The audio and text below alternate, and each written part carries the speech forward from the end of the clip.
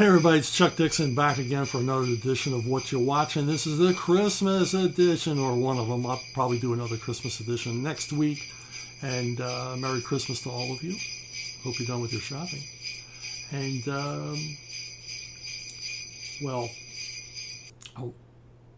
in the spirit of the season, I'm going to talk about a couple of Christmas movies that I like. One I don't like so much. Let's start with that one. Home Alone 2. I got to admit, Home Alone 2 is a movie that vexes me. I'm sorely vexed by this movie, Maximus. Home Alone 2 is a sequel to Home Alone, obviously. But it's also, in a way, a remake. Nobody likes sequels that are just remakes. We expect sequels to build on the franchise, do some more exploration of the characters, show us something different than they showed us last time. Now, I'm a big John Hughes fan. John Hughes was an icon of 80s comedy. Ferris Bueller's Day Off, 16 Candles, and a whole bunch of, Breakfast Clubs, a whole bunch of terrific, usually teen comedies. And he struck gold again with Home Alone. Kevin McAllister trapped in his, parents' mini mansion in suburban Chicago over Christmas. Well, it was such an enormous hit globally that the studio wanted another one. And John Hughes was a writing machine. So I thought, well, let me continue the adventures of Kevin McAllister. But how to do that? It's going to be a bit of a contrivance to set up him alone at Christmas again, abandoned by his family. But let's change it up and have him be in New York. Brilliant idea. Bigger environment, different challenges, different locale, and hopefully different antagonists. But it didn't turn out that way. So it's, you have the further contrivance piled upon further contrivance. And the thing about the first movie is it set everything up so perfectly. The conceit of the film is this little boy left alone to defend his house against bandits, against burglars. And, his parents are far away and can't get back to him, can't reach him. Everything is all set up in the film, and it's set up in such a way you don't realize it's being set up until it pays off over the course of the second and third acts of the film. It's just a marvelously conceived movie. Home Alone 2, not so much. The setups are pretty obvious. The coincidences are outrageous. The contrivances are absurd. And I got to think that this wasn't John Hughes' fault. Because I don't think John Hughes set out to write Die Hard 2. He set out to write something different. Something that wasn't just the same movie made over again in a different locale. I gotta think that he had more in mind. So he traps Kevin in New York, but Kevin's got his dad's wallet. But then they contrive this way. That's a setup right there. It's beautiful. But they bring in the wet bandits. Now, why are the wet bandits in New York? They were arrested in Illinois. And we can say, well, they escaped from prison. Why would they go to New York? There's some lip service paid to it, but you don't buy it. And what are the chances they would get to New York at the same time Kevin was there? And what are the chances that in New York, a city of 9 million people, at Christmas time, they run into him in the city? It's beyond ridiculous. It couldn't happen. And I don't think it was meant that way. I don't think this is the film that John Hughes proposed. I think John Hughes' original concept, I have no way of knowing this, and of course I didn't do any research for it, because I want to believe what I'm telling you is true, because in my heart, no matter what has been reported about this, I want to believe this. I believe that John Hughes' original concept was that Kevin gets lost in New York, he's stuck in New York, and with his dad's wallet, with his dad's platinum card. So he has an endless set of funds. And, like Kevin McAllister did in the original film, decides, I'm just going to enjoy the holidays by myself. I'm just going to have a good time. And I'm going to spend dad's money. And I'm going to live it up. I'm going to live large in the Big Apple. And, so he stays at Trump Plaza. I'd say don't get me started on the Trump cameo, but it's too late. I'm already started. There's kind of like trying to rewrite history that the producers didn't even want Trump in this movie. Oh, no, why would they want a world-famous real estate developer with lots of charisma to be in a movie where his cameo gets one of the biggest laughs in the film. I've even seen things saying that, well, no one thought that scene was funny. Well, the audience I saw it with thought it was hysterical. And they try to say, well, Trump forced his way into the movie because he wouldn't let them use Trump Plaza unless he could be in the film. He's in the film for seconds, and it's just a fun little thing. And I'm sure the true story is they got down on their hands and knees and said, Mr. Trump, could you spare us an afternoon to appear in this film for 20 seconds? So anyway, well, that's my rant on all that. So anyway, Kevin's at this hotel, fabulous location, multi-floors, huge high-rise down there on Columbus Circle, Christmas time, snow, and he's there with all of his gadgets and his ideas and everything else. And he has to convince the hotel staff that he's there with his dad, who he obviously isn't. He's there alone because they're never going to let an unattended child rent a suite at Trump Plaza. But he comes up with these very clever ideas. And you see, this is why I think this is the way the film was originally meant to go, because this part of the movie isn't contrived. It's all set up very perfectly. It's all set up very seamlessly. We see Kevin up to his old tricks. He's very clever. He's got mind like a steel trap, and he figures out how to flummox the hotel staff. And who is the hotel staff? It's Tim Curry. He's the head of the hotel staff. He's the whatever they call it at a hotel, major domo or whatever. And it's Tim Curry. He's playing this unctuous, creepy, nosy dilettante of a character. I mean, just the kind of characters Tim Curry plays. He's a snide and, nasty and snobby and everything else. And, he immediately provides all these challenges for Kevin.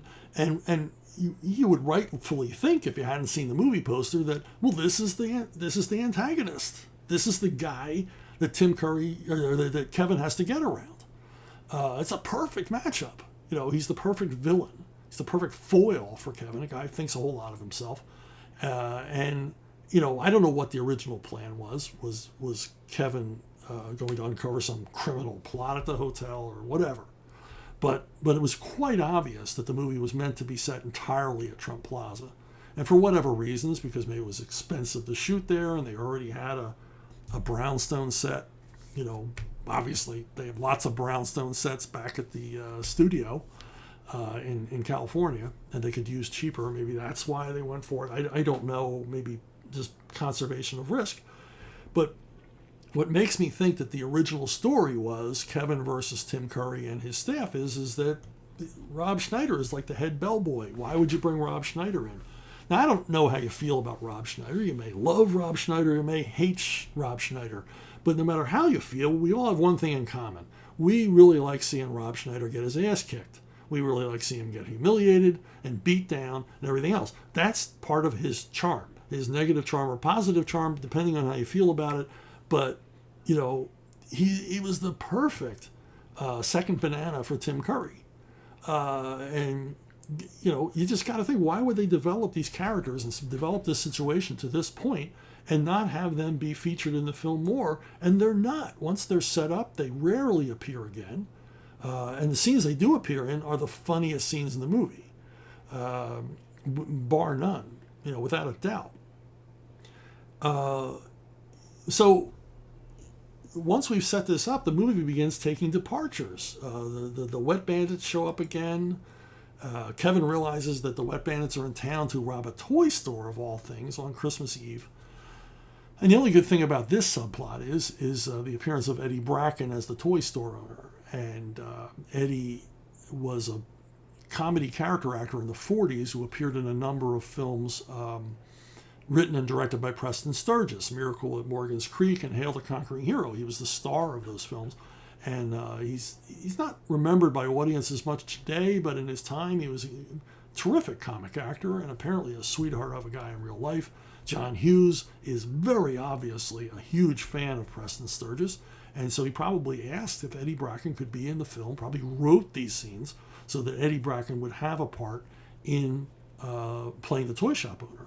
Eddie Bracken appears once again in Baby's Day Out, another John Hughes film, and it's very rare lead appearances for Eddie Bracken. All seem to be in movies associated with John Hughes, so I have to assume this was a John Hughes hire. and very welcome. And the toy shop thing, I guess it works okay with the burglars, even though I don't want the burglars there. I would have preferred if this scene was just, done for some other reason, other than to give the wet bandits a modus operandi.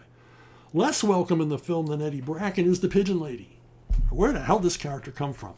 She's like she's like a Marjorie Main character who wandered out of a 1930s film. No one like this exists in real life in New York. Now, I realize that John Hughes is presenting a romanticized, idyllic version of New York City in the 90s. And it's, it's one we like to think of New York as that kind of town. And it is a beautiful city. It's a wonderful city. I really do love New York. But no character like this exists there. I mean, everything about her, from her appearance to everything, and there's no reason for her to be in this film except she introduces what never should be in any Christmas movie, and that's sentiment. Mawkish, tear-jerky sentiment. Now, I realize that in the original Home Alone, you had the grumpy old man, and Kevin finds out he's not what he thought he was, and he's not as scary as he thought he was. But the scenes between Kevin and the grumpy old neighbor served a purpose in the film. It grounded it. It gave it a heart. They're not particularly sentimental scenes.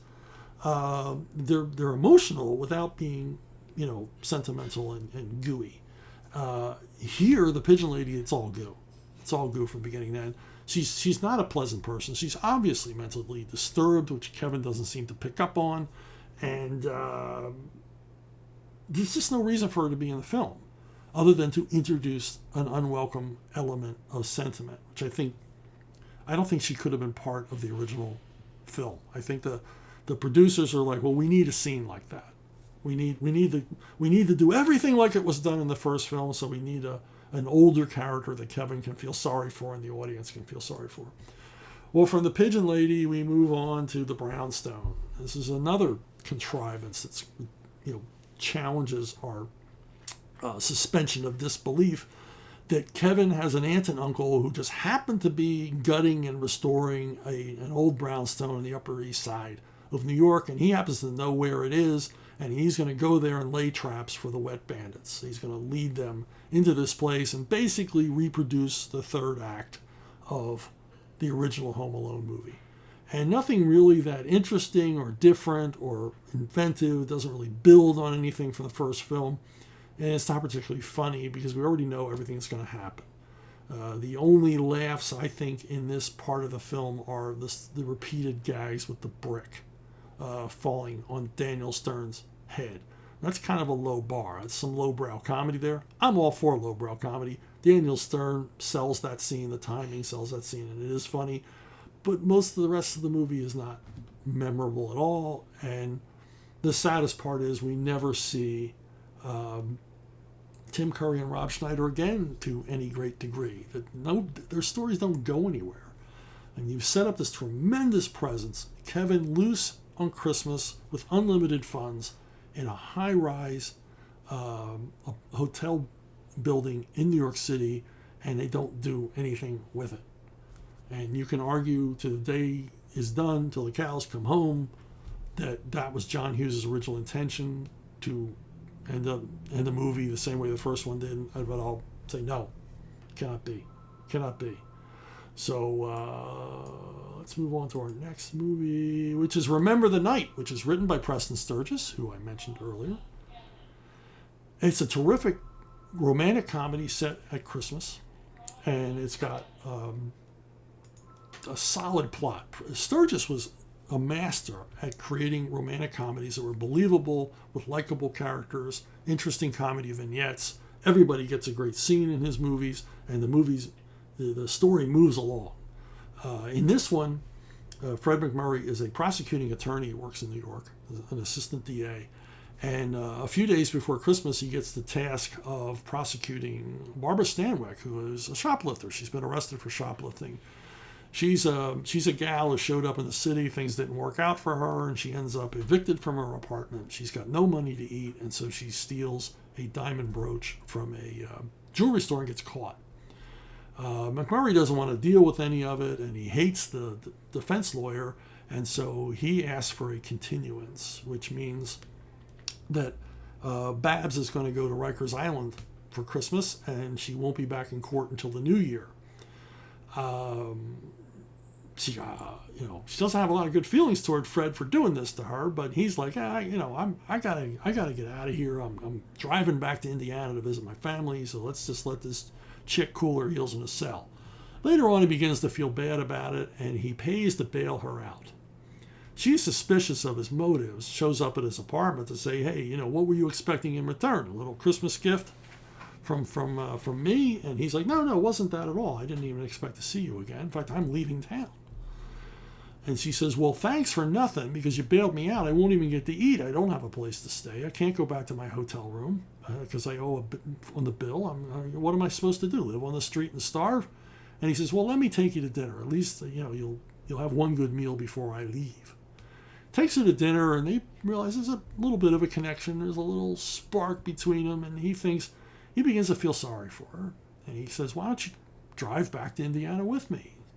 And she reveals that she has family in Ohio or somewhere along the way. I can drop you off at your family, and then I'll pick you up on the way back and bring you back to New York. Complications arise. He ends up taking her back to Indiana, and they have some adventures along the way, some funny comic vignettes and all the rest of it. But it's a charming film. Sturges knew how to write a great romantic comedy. He wrote some of the greatest ones ever to appear on film. And what he understood about a romantic comedy is that the two characters that fall in love have to earn it. We have to feel they earned this love, that they deserve to be together, they need to be together. Essentially, in a romantic comedy, the two characters fall in love with each other, but for it to be successful, we've got to fall in love with them. And this movie does that in spades. McMurray and Stanwyck have a terrific chemistry. And their road to romance is bumpy, but they make it in the end, as we know they will. And it actually has a bit of not a dour ending, but it's a very realistic ending to a film like this, because he is a lawman, and he is an assistant district attorney, and she is eventually a convicted shoplifter.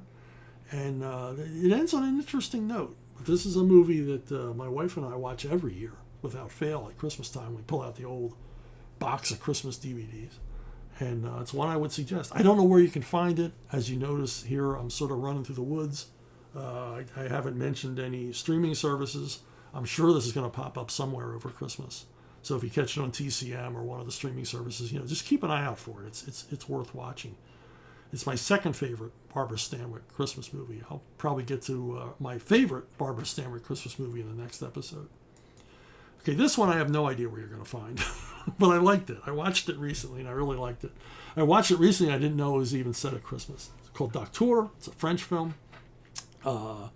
In the English language, dubbed and subtitled version, it's called The Good Doctor. It's about a guy, a middle-aged guy, and not this guy, the guy there to the left. This guy's a middle-aged guy. He's obviously got some problems. One of them is a drinking problem. He's got some emotional issues. But he works as a doctor, and apparently this is what they do in France, or they have this in France. He's a mobile doctor. He has a van, and he's going around on Christmas Eve making house calls because that's his job. He's not doing surgery or anything like that, but, my kid's got a fever, I've got a cold, I cut myself carving the turkey, if they eat turkey in France, and he shows up and treats you. Problems arise when he, literally runs into an Uber Eats driver, and they have a little bit of an adventure, and then the good doctor throws his back out, and he can't make his rounds. It's made clear in the film that he's in trouble with his employers for drinking and generally being late to appointments and things like that, and he's at risk of being fired, and he really needs this job.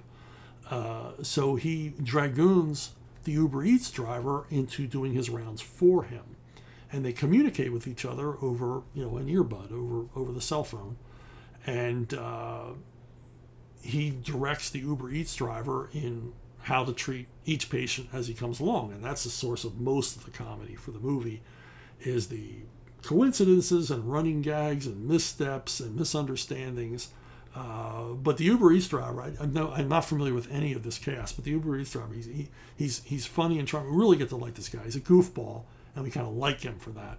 And we feel for the doctor as we learn more and more about his story, about why he's such a put upon, downbeat kind of guy, why possibly he has a drinking problem, and it all has to do with something that happened on a past Christmas. Once again, there's no sentiment in this movie. There's a lot of heart, there's a lot of emotion. There's a like any good comedy. There's a bit of pathos. There's some gravity to it at the end, and things are resolved, or things appear that they're going to be better for these people by the time Christmas Day arrives. But it's never about the real meaning of Christmas, or not that I'm against the real meaning of Christmas, but it's been done too many times, and this movie doesn't do that. They just use Christmas as a way. It's sort of a backdrop to this kind of story. It's the perfect backdrop to this kind of story, because it's a time of transition or change, or it's a time when people that are lonely are even more lonely because of the holidays, and the things that bring people together and the things that pull people apart. But in the end, it's also a very, very funny movie as well as touching. So if you can find it somewhere, good luck. The Ref. Ref is a Dennis Leary comedy made by Touchstone, and it's. I'm not a big fan of home invasion, but that's the core of this movie. Dennis Leary plays a burglar who goes to a small gentrified town outside of New York, I believe, on Christmas Eve to rob the safe of a very wealthy guy, one of the town fathers. He's going to steal a bunch of jewelry and cash out of his safe, and it turns out it's a trap. And because the guy was expecting burglars. He was away for a vacation, but he set up his house as a trap. Dennis Leary is now on the run in this unfamiliar town on Christmas Eve. He's on foot. His getaway driver is nowhere to be found. His getaway driver is getting drunk in a bar, and he's left on his own devices. And in order to, he figures if he can hide out in town long enough, he can escape the police dragnet that's closing in on him, because the town's richest man is telling the cops, you got to catch this guy. And they have his picture, they know what he looks like, they know everything about him, but they can't find him. They're going door to door, so there's a ticking clock. Dennis takes a married couple hostage, husband played by Kevin Spacey, and he arrives at their lives at the worst possible moment. They're obviously cruising for a divorce. They're vicious to each other verbally, and here comes Dennis Leary, the master of the sharp tongue, to create a sort of weird positive influence in their life. And of course, complications arise once he gets them to their house, because visitors show up to wish them a Merry Christmas. The family is coming to spend Christmas Eve and Christmas Day with them. And so in order to... Dennis Leary sells them on the fact that he's some sort of a vicious thug, when we, the viewer, know he's not. We just know he's sort of hyperactive and caffeine-fueled, but he's not going to harm anybody. But he convinces them that he's capable of it, and so they have to come up with this fiction that he's their marriage counselor, and he's staying with them for Christmas too, because their marriage is in so much trouble that he can't leave them alone for a second. And all the comedy grows out of the misunderstandings and all the rest of it. It's got a terrific comic cast, some really sharp writing.